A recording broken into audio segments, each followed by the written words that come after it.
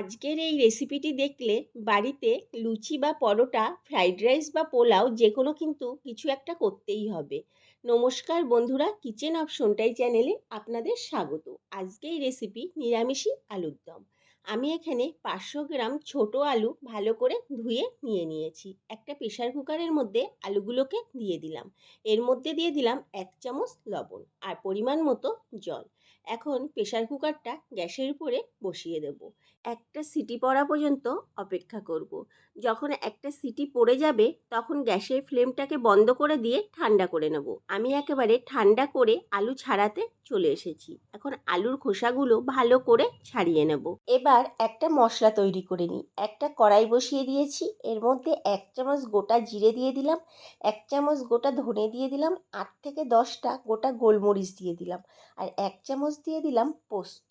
আর দেব গোটা গরম মশলা। গোটা গরম মশলার মধ্যে দারচিনি আর এলাচ, আর দিলাম 2টো শুকনো লঙ্কা। এখন ভালো করে ভেজে নেব। তবে ভাজার সময় গ্যাসের ফ্লেমটাকে কিন্তু লোতে রাখতে হবে। যখন দেখবেন এরকম পর্যায়ে চলে এসছে তখন অন্য পাত্রে ঢেলে ঠান্ডা করে নেব। এখন কড়াইতে বেশ খানিকটা তেল বসিয়ে দিয়েছি। তেলটা গরম হয়ে গেলে এর মধ্যে 1/2 চামচ লবণ আর 1/2 চামচ হলুদ দিয়ে দিলাম। তেলের সাথে ভালো করে মিশিয়ে নেব। এবার আলুগুলোকে ভেজে নেব। তবে সিদ্ধ করা আলু ভাজতে কিন্তু বেশি সময় লাগবে না। এই সময়েও গ্যাসের ফ্লেমটাকে লো টু মিডিয়ামে রাখতে হবে। আলুগুলোকে তেলের মধ্যে একটু নাড়াচাড়া করে নিলাম। আলুগুলো এদিকে ভাজা হতে থাক, ততক্ষণে আমি মশলাটাও এদিকে গুঁড়ো করে নিয়েছি। আবারও একটু আলুগুলো 2 মিনিট মতো নাড়াচাড়া করে নেব। যখন দেখবেন ভাজতে ভাজতে এরকম হালকা লাল হয়ে এসছে তখন আলুগুলোকে অন্য পাত্রে তুলে রাখবো। চলুন আর একটা মশলা তৈরি করে নিই। একটা মিক্সি জারের মধ্যে একটা টমেটো দিয়ে দিলাম, 1/2 ইঞ্চি মতো আদা কুচি দিয়ে দিলাম, 4টে কাঁচা লঙ্কা দিয়ে দিলাম। ঝালটা কম বেশি করে আপনারা আপনাদের মতো ব্যবহার করবেন। আর বেশ কিছুটা কাজু বাদাম দিয়ে দিলাম।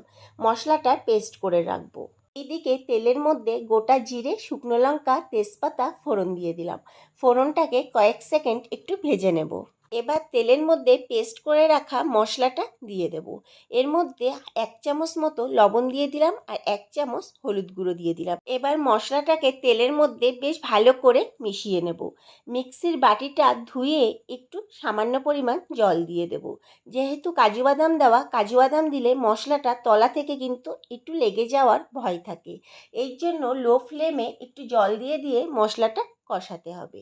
2 মিনিট মতো মশলাটা ভালো করে নাড়াচাড়া করে নেওয়ার পর এর মধ্যে দিয়ে দেবো 1 চামচ মতো কাশ্মীরি লঙ্কার গুঁড়ো, শুধুমাত্র কালারের জন্য। এটা না চাইলে আপনারা নাও দিতে পারেন।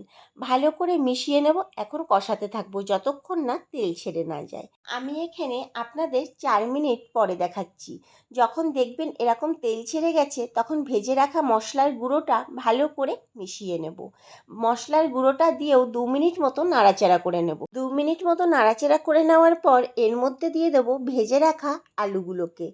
আলুগুলোর সাথেও মশলাটা ভালো করে মিশিয়ে নেব।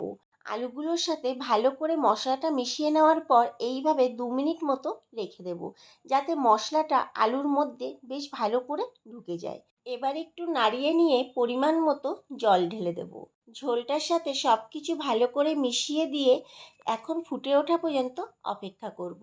যখন দেখবেন এরকম পর্যায়ে ফুটে উঠেছে তখন কড়াইটাকে 5 মিনিটের জন্য ঢেকে দেব। আপনাদের এখানে 5 মিনিট পরে দেখাচ্ছি। ঝোলটা কিন্তু ভালো শুকিয়ে এসছে। আমি আর এখানে বেশি ঘন করব না। একটু নাড়িয়ে নিয়ে এর মধ্যে দিয়ে দেব 1/2 চামচ পরিমাণ চিনি। মিষ্টিটা কম বেশি করে আপনারা আপনাদের মতো করে ব্যবহার করবেন। আবারও সব কিছু ভালো করে মিশিয়ে নেব। সবশেষে দিয়ে দেব 1 চামচ ঘি। ভালো করে মিশিয়ে নিয়ে কড়াই থেকে নামিয়ে নেব। তৈরি হয়ে গেল দারুণ স্বাদের নিরামিষি আলুর দম।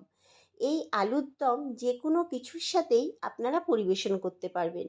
নিরামিষের দিনে দুপুরে বা রাতে এই রেসিপিটি একবার বানিয়ে দেখতে পারেন। খেতে কিন্তু ভীষণ সুস্বাদু হয়। ভিডিওটি ভালো লাগলে আমার চ্যানেলটিকে সাবস্ক্রাইব এবং ফেসবুক পেজ থেকে যদি দেখে থাকেন পেজটিকে ফলো করে দেওয়ার অনুরোধ রইল। দেখা হচ্ছে নতুন একটি ভিডিওতে।